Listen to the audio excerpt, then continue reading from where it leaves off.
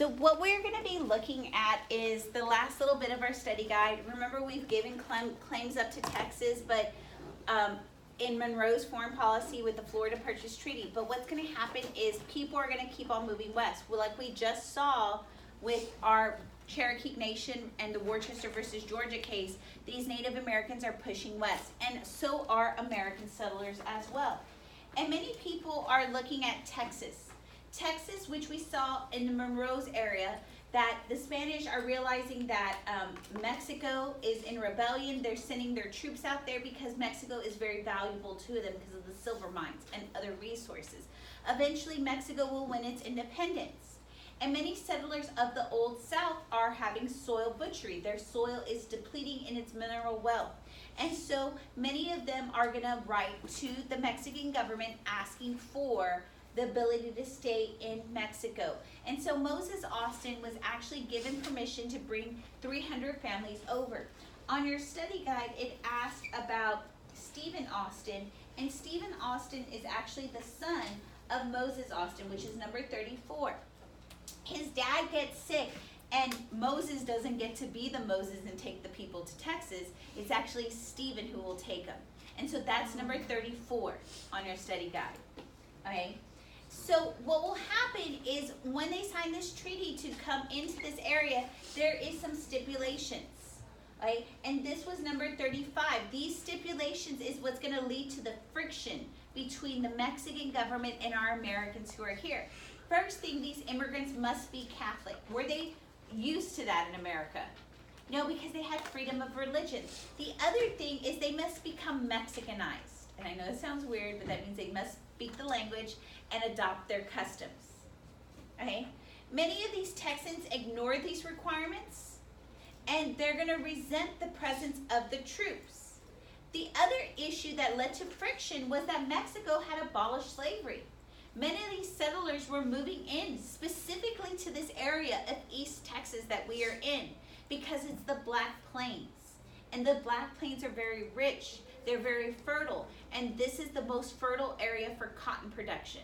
So I don't know if you've noticed a lot of the cotton farms that they're going to harvest right now. In Kearns, it's like Cotton Festival next week because this is the area of rich cotton. And those people, were they producing cotton in the Old Southwest and Southeast? So they were coming into this area and they wanted to bring their slaves.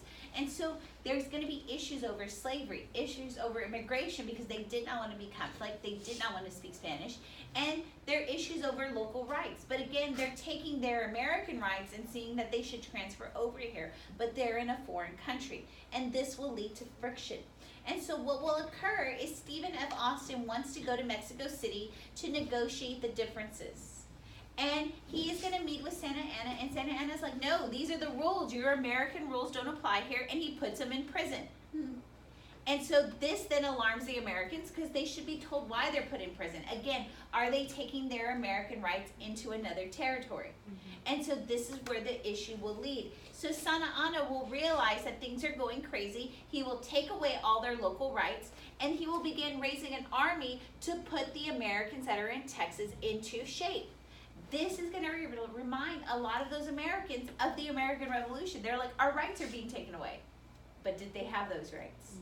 No, they're taking their American rights into a foreign territory. And so this will lead to them raising up their own army. And I don't know if y'all have ever been down 45 and seen Sam Houston there, but he's equivalent to like the George Washington of the American Revolution. They will declare their independence. I know y'all covered this in 7th grade, so I'm just hitting just the little highlights of it of what we need to know. Okay?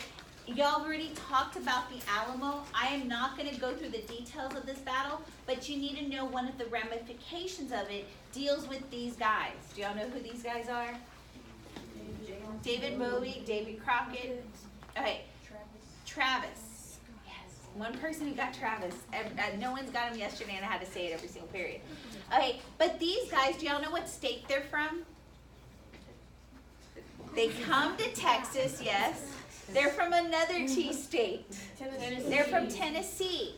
And it's with the help of the people from Tennessee that a lot of the battles they were able to win. They bring in weapons. Okay, so like the people of Tennessee are like the French from the American Revolution, right? And so many people of Mexico are going to be upset with the people of Tennessee, but this is going to bring us in ties to America. So if y'all know the University of Tennessee, does anybody know their mascot? It's called the Volunteer because of these guys. That's where they get their nickname.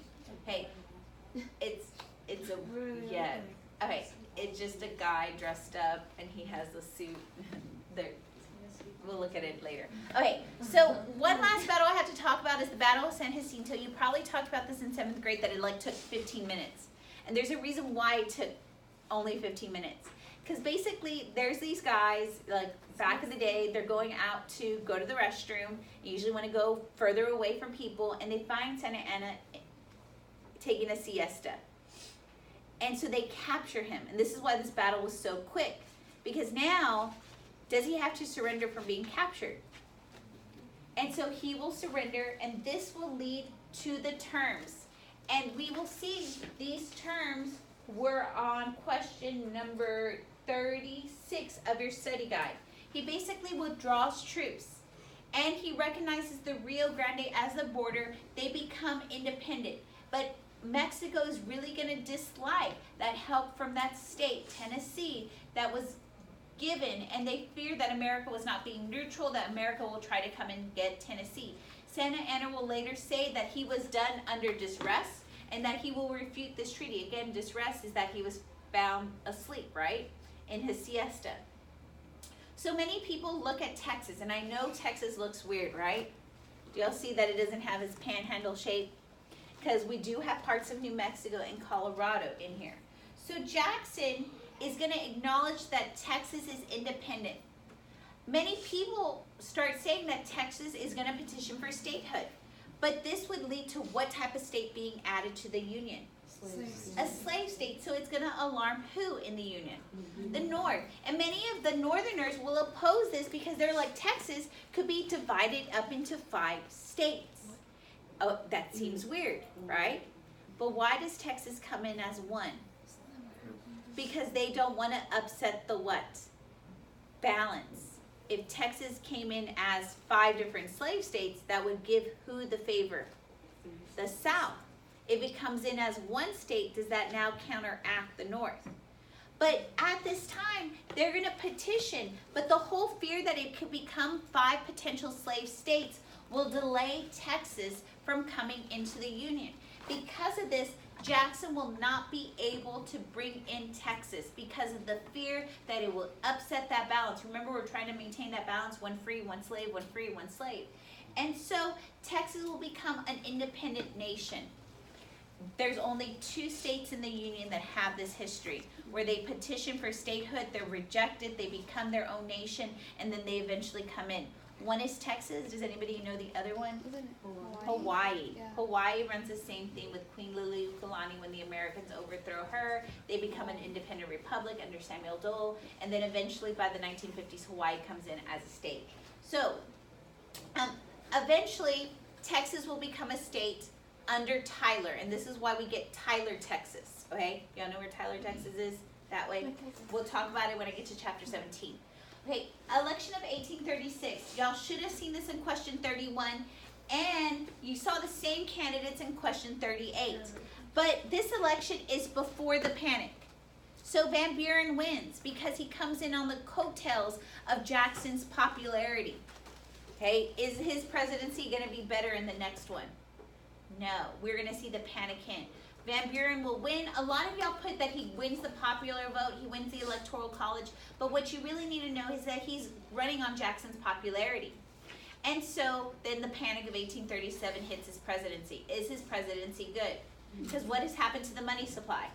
It is what? Shrunk. Okay? And our economy is now in a panic. So now, in this next election, it's the same guys against each other. We have Martin Van Buren, the Democrat, and we have William Henry Harrison.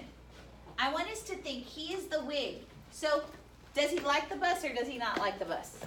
He loves the bus. Don't write this down. This is somewhere else. Does he like tariffs or not like tariffs? He loves tariffs. Okay. Does he like internal improvements? Somewhat, right? I'm just going to do a meh on internal improvements. He likes the Northerners like internal improvements because it allows for our goods to come in and out, right? But it also drains away the population. Over here, Do the Democrats like the bus? No, the bus makes them sad. Hey, do they like tariffs? Hey, do they like internal improvements? In the West they do, but in the South do they?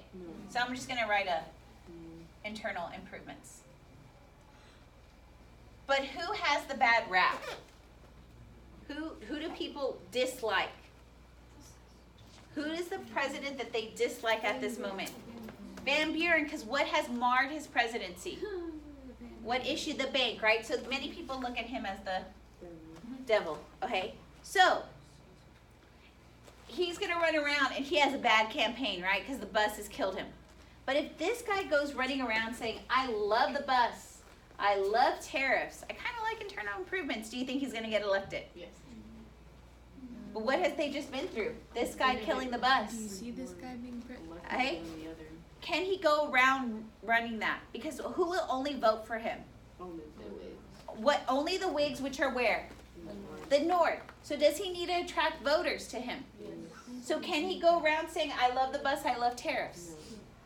No, because he wouldn't win whose votes? The South. And so he is going to remain silent. He's not going to say any of this stuff. Is this guy going to look really bad? Because of the what? The bus issue, the panic. This guy remains silent. He says not a word. Because the moment he says that I love the bus, I love tariff, who is he going to lose votes from? The South. He says silent. He will win the election. And that's something that a lot of y'all had. What was his issue? Did he bring up any issues? Because the moment he says, I love the bus, I love tariff, I love internal improvements, I love a big government, who will he not get the votes from? So, the Whigs will nominate Harrison. Their platform, do they even have a platform? No. There is no platform. They're going to call him the log cabin and hard cider. Log cabin means, is he rich or is he poor? Poor. Hard cider, is that a common man drink or a rich man drink? They're trying to make him look like a common man. And they're going to say he's a rich aristocrat. Wait, were the Whigs really the common man party? No. But by saying log cabin and hard cider, are they trying to attract the common men? So, again, is he speaking? No. And we're seeing that they're trying to convey him as this poor farmer born in a log cabin who drank hard cider. And they're characterizing Van Buren as a rich aristocrat. Harrison will win overwhelmingly. And he did not what through his whole campaign? Talk. And so if you look up here, y'all see on our row where Harrison is at the top, y'all see where it says Manifest Destiny? Okay. So do y'all see how over there there's like 4, whoever's on the other side watching us, you see how there's 4 presidents up there? Okay. Harrison, what wasn't he allowed to do? He wasn't allowed to what? He was not allowed to what during his campaign? Talk. So he gives the longest inaugural address in history. He does it in March without a coat. So he's going to get what? He's going to get cold, so he's going to get sick, and he's going to get what? Pneumonia. And he will die. All from this election. And so that's why there's 4 presidents on that row, because Harrison dies, Tyler will become president. And the funny thing that we're going to get to in chapter 17 is Tyler's not even a Whig. They put him as a Democrat, that he just came to the Whig Party. And so now we have a Democrat of the Whig Party who's not even a Whig, which we'll get to in chapter 17. Okay, so, he just flipped over to the party. And we're going to talk more about Tyler. His party won't even like him. No one will like him in America. Okay, it was really long. We're going to see changes in politics, which is number 39. Populist and democratic style is acceptable. Being a rich aristocracy, being cultured, being educated is out. Daniel Webster will apologize for being born with a silver spoon in his mouth and not being born in a log cabin. Politicians now, and this is what we saw in 39, how to capture the common man. Good morning. Hi. She's absent. The last thing was number 40. We are going to get the emergence of both parties. And we're going to see both parties have to have a mass base. They cannot take a extreme position saying that we're for the rich, we're for the common man. They must compromise. They must take an even down the road approach. And we're gonna see they are geographically diverse, and we will eventually get sectional parties. But the last question on 40 is our sectional parties and what their beliefs are. But eventually when we get sectional parties, that there's some in the north and some in the south, that is when we will get the Civil War. So the last question asks about what were their beliefs. We know the Whigs believed in a big government. They wanted a new bus. They wanted protective tariffs, internal improvements. They kind of liked them because it tighter in our economy, but what didn't they like? That people moved what? West. We're gonna see they wanted public schools, moral reforms. A lot of you have reformers on your project. This was the group that were pushing those moral reforms. And they appealed to the prosperous citizens. However, our Democrats on the other side, they stood for individual liberty. They were against the privileged government. They wanted state rights, the federal government to be restrained, and appeal to the common man. Are we okay? Do y'all see how that's 40?